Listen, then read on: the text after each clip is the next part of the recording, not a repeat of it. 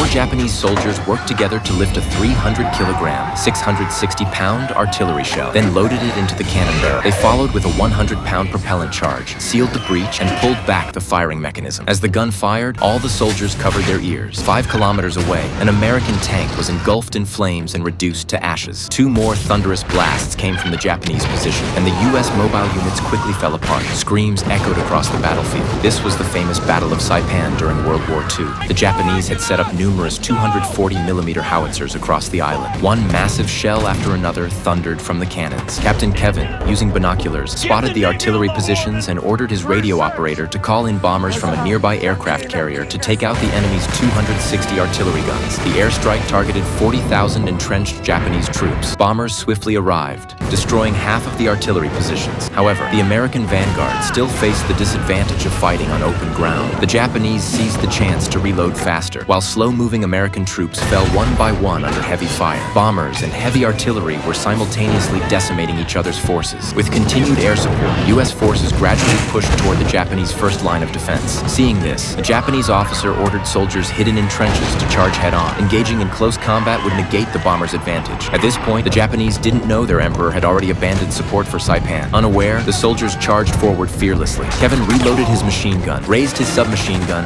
and fired steady bursts at the approaching troops. Early in the war, Japanese forces often decoded U.S. communications. This time, the U.S. learned from past mistakes and formed a communications team made up of Navajo code talkers. The Japanese couldn't understand this rare language and missed the chance to relocate their artillery. Once the battleship received the coordinates, it aligned its guns and fired all 12 main batteries, quickly destroying the Japanese artillery cluster.